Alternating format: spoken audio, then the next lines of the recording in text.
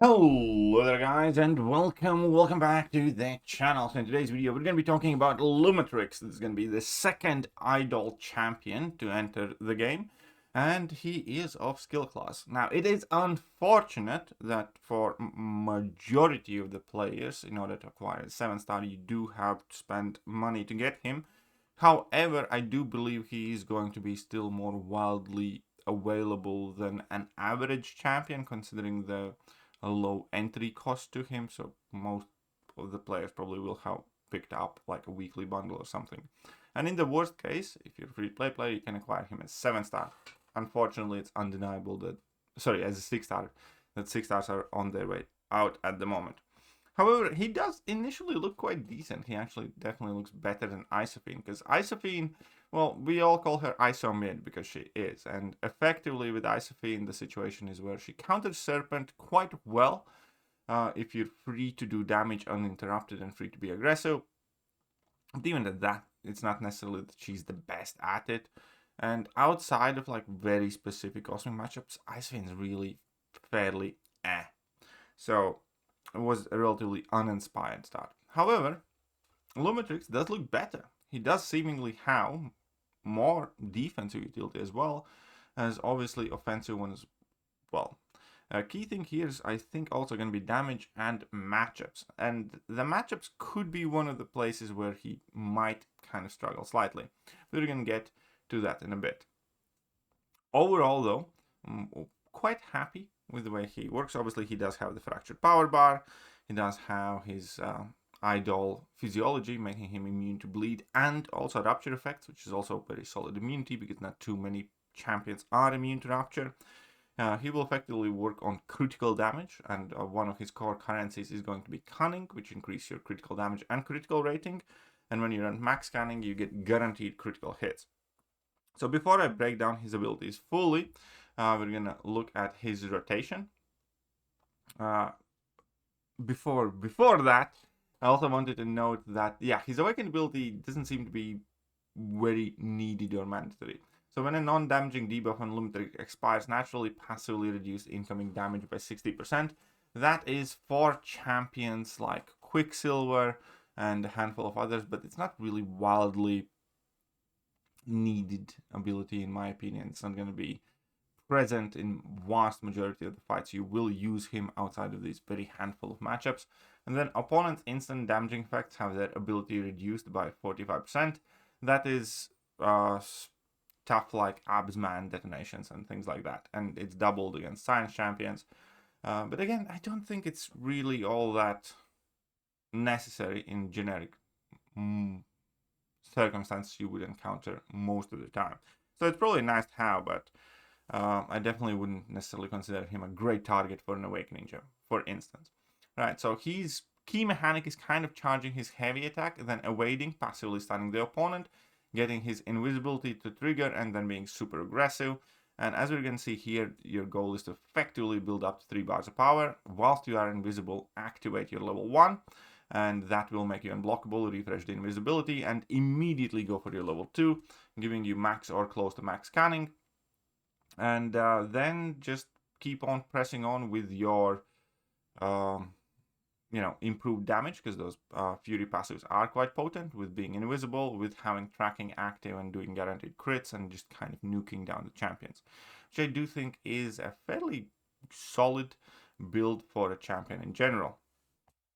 So that said, whoopsies. That said, let's take a look at the full ability description and his intended uses.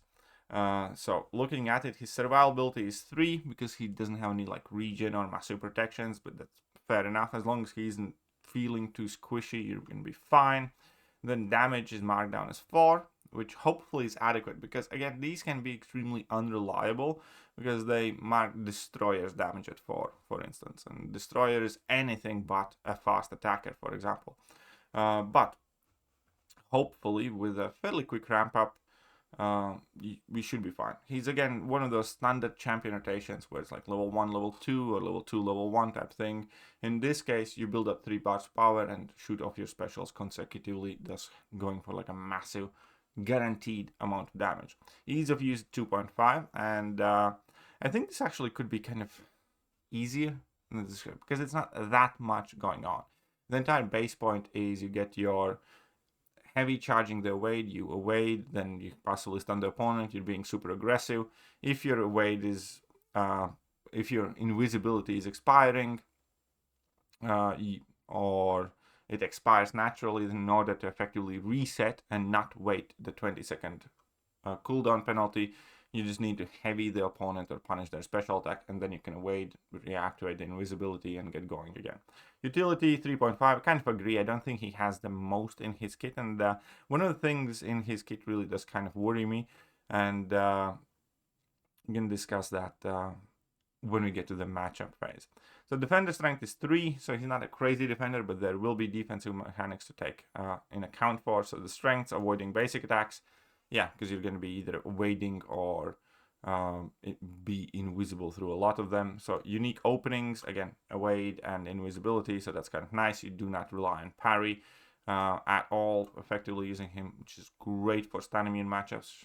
I love chaining special attacks, and yeah, you're just going to go for double specials pretty much immediately and then quickly rush off to another level 1 if you need to. Weaknesses, the opponent's special attacks. I don't think that's particularly, a big weakness. You're meant to be evading your opponent's specials as a general rule. And if you can't, then typically there's ways to play around it. But it could be an issue. Critical hit reliance. That's fair, but he does have cunning that seems to be very potent at max stacks. It's 8, it gives you 400. So it is subject to diminishing returns, but it gives you a massive crit rating per canning effectively, and then when you get in max canning, you get guaranteed critical hits. So even opponents like Sentinel, let's say, who would absolutely destroy your critical hits, in theory, you should be able to take once you build up to your guaranteed crits. And then prevalence of evade and miscounters, and this is less of an issue than most people think, or this you would specifically write in here. That's because typically, in order for a champion to counter evade, they need to do something very specific. For instance, you would need to get hit by a special attack from, or a heavy attack from a from a slow champion, or you would need to eat a special to your face, and so on and so forth. So in general, just like from get-go, there are very few champions that actually counter evade or miss that are in the game. But still, obviously something to keep in mind. He does rely on being able to evade and force opponents to miss. So abilities. Lumatrix is skill idle and thus structured power bar, immune to bleed and rupture. Great personal effects other than fury are paused during the opponent's special attacks. That's also good. Start each fight with an indefinite 25% endurance passive. When the opponent misses while Lumatrix is blocking, also gain 25% endurance passive for 20 seconds max stacks 3. So if you do this purposely, and it didn't look like it's too hard to build up to 4 of these, like relatively organically. Endurance reduces the non-damaging debuff duration.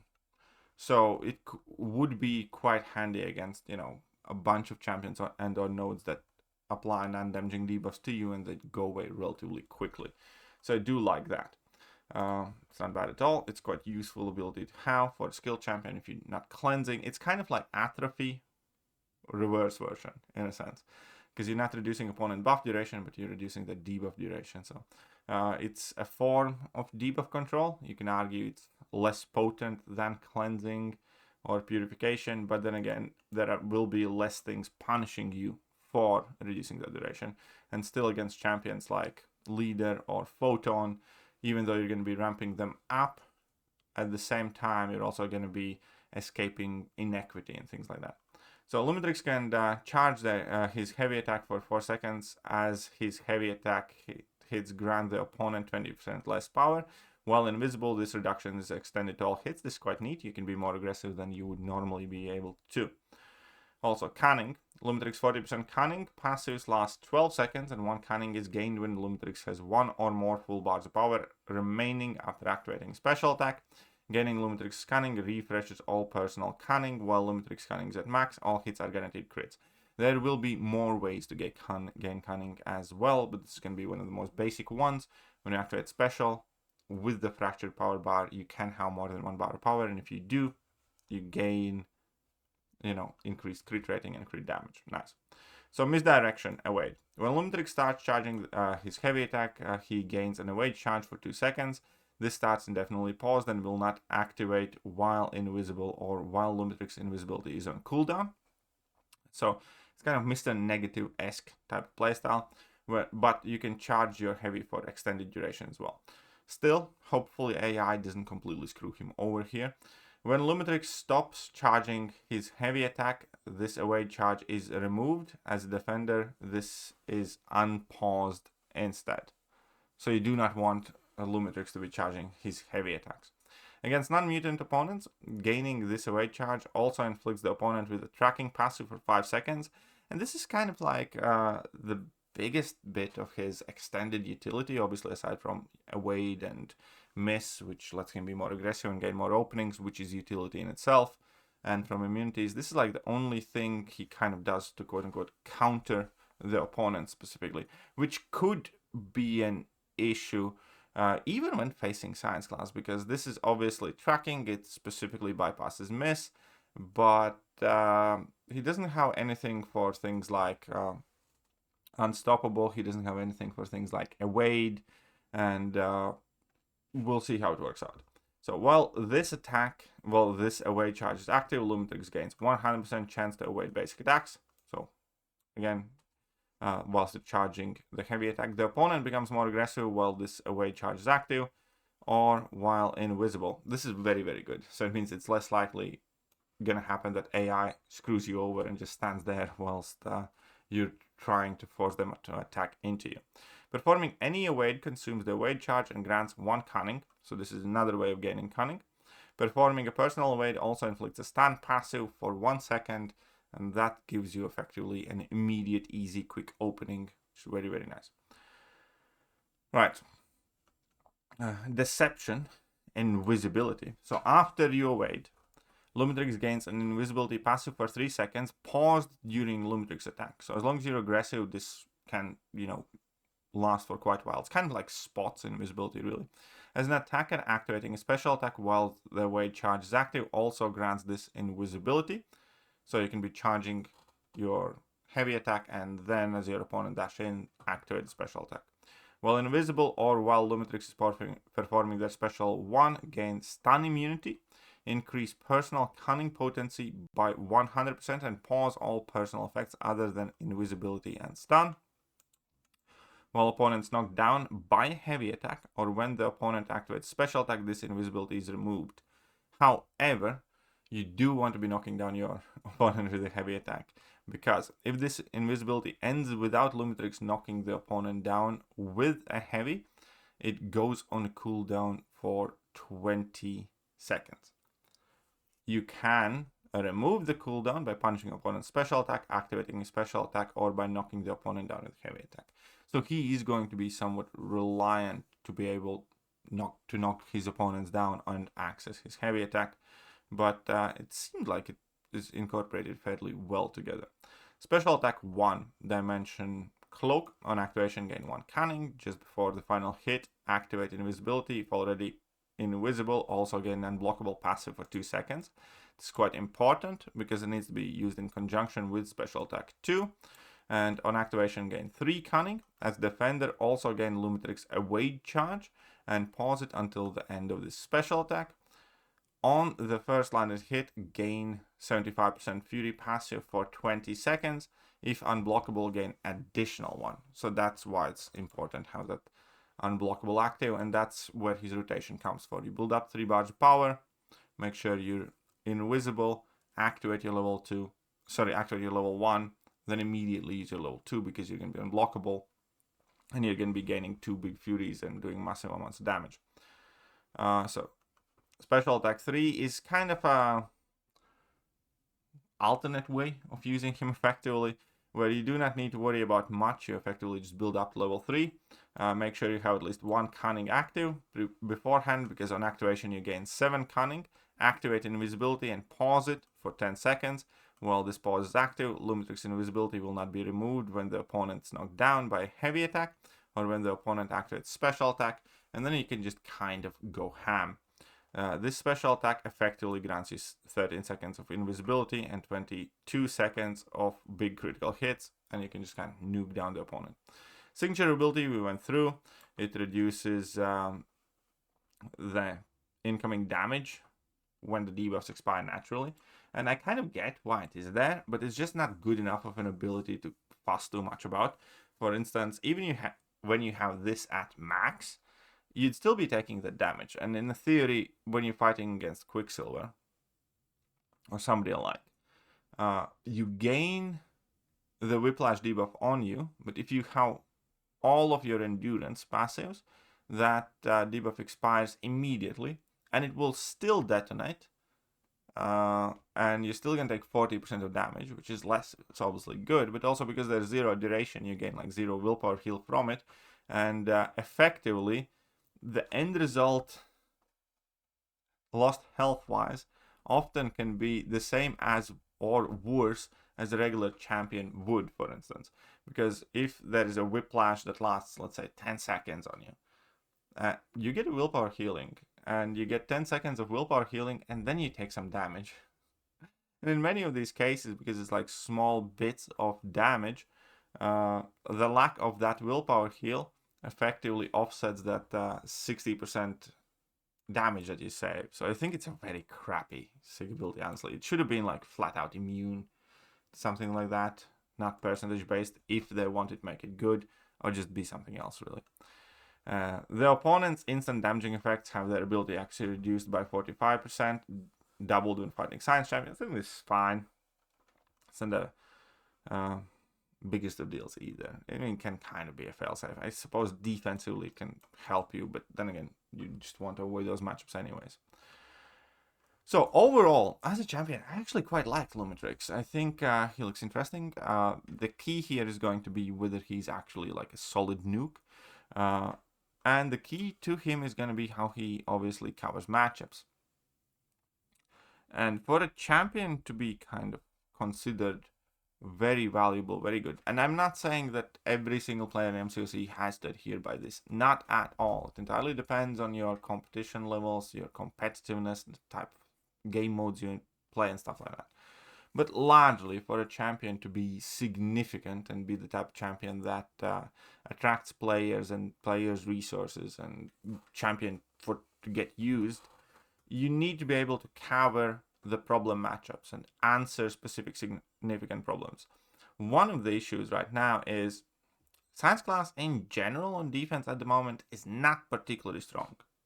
There are only a couple strong Science defenders that you would call meta defenders that we face frequently.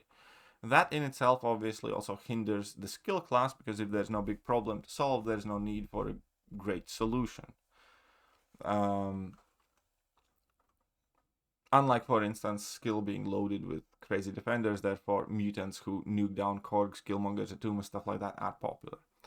So natural enemy of skill class is Science class, and we do have Photon. Photon's great, but Photon already has a ton of counters, and by all means, I do think Lumatrix is going to be a solid Photon counter, but Photon does have quite a lot of anti-miss mechanics in her kit. And he doesn't prevent debuffs to get applied, so you'd still have to deal with the hard light form. You can evade, but you can't rely on that untouchable, the miss mechanic, to get easy openings. And whilst I do think it's going to be like a solid matchup, it's by no means going to be, you know, a ideal matchup to destroy Photon, but I do think he's going to be solid against Photon. I don't think it's going to be, again, the easiest fight, because you can't rely on the invisibility to get your openings. Yeah.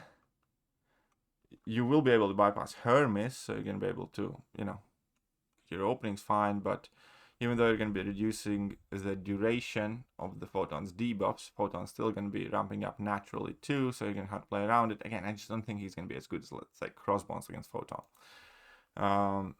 But, okay, that's fine. And then when you look at it, I don't think he's going to be great against Thing, for instance, because he has nothing for Unstoppable, he doesn't inflict bleeds, and he doesn't bypass protection, so I think he's not going to be particularly great there. Then we do have, like, the evaders, let's say, you know, Spider-Ham on defense or something like that. Because of the nature, how his rotations work, and Fractured Power Bar, and the fact that he doesn't bypass their weights, and I don't think he's going to be particularly good here. He's going to be okay, but not like amazing. Then we have Void, for instance. He reduces debuff durations, but Void's debuffs are permanent until you get rid of them, so it doesn't prevent them from flying, and you're still going to be taking the damage, and there you go. So here we are. Then who else is significant in science class on defense? We have Jessica Jones. And again, she based her ramp up on having placed the debuffs in the first place. And whilst I think he's going to be like okay, again, there's no slow. You're still going to have to deal with a whole bunch of things, and I don't think he's going to be particularly amazing countering that. So he doesn't counter the weight, he doesn't counter the unstoppable, he doesn't stop the opponents from inflicting these debuffs. You know, he would be good against, for instance, Ant-Man, sure, because you'd be able to get rid of the glancing debuff quicker, the unsteady. But again, Ant-Man, is he that big of a problem on defense?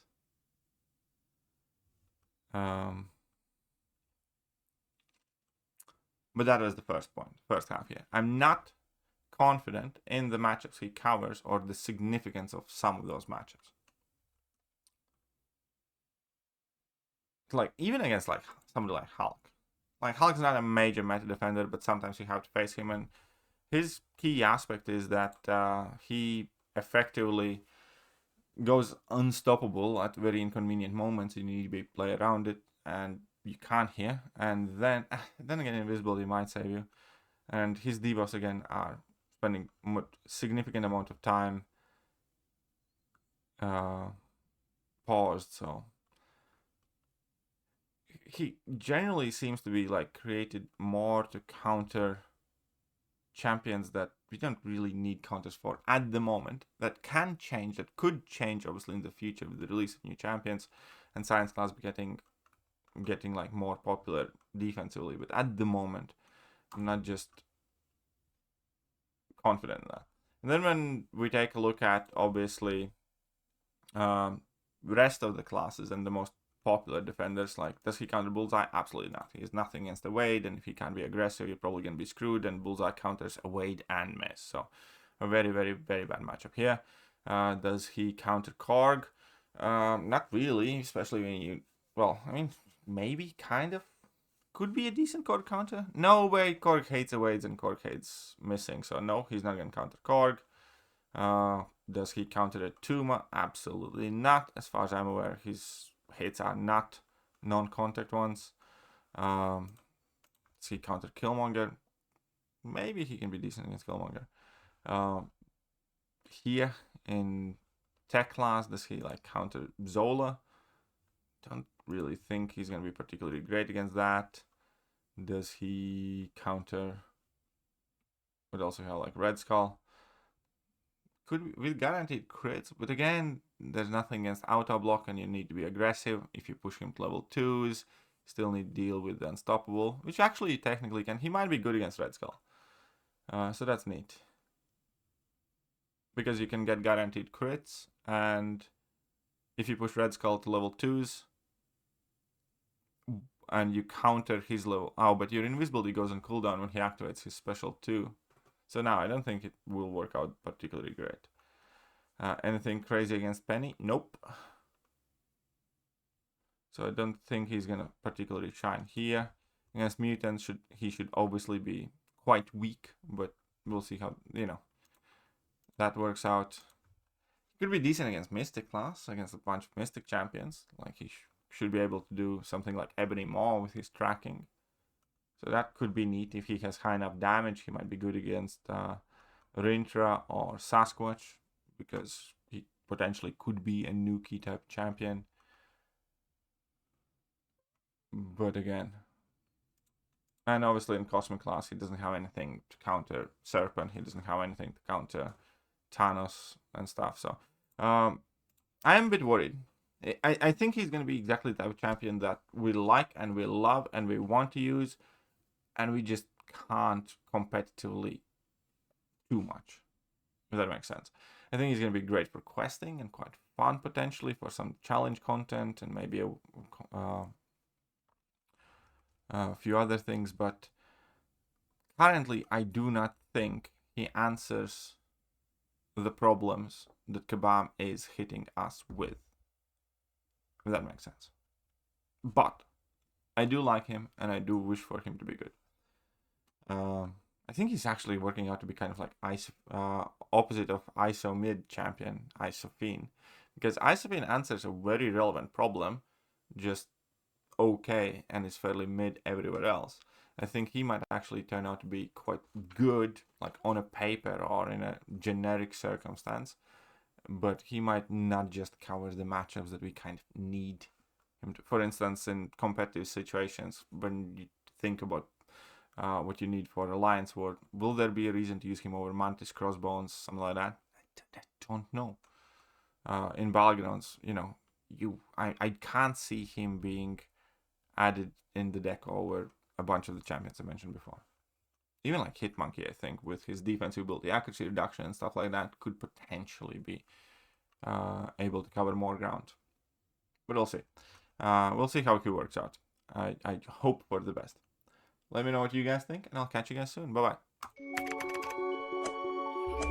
Hello there, guys, and welcome back to the channel. So we have all the information about the next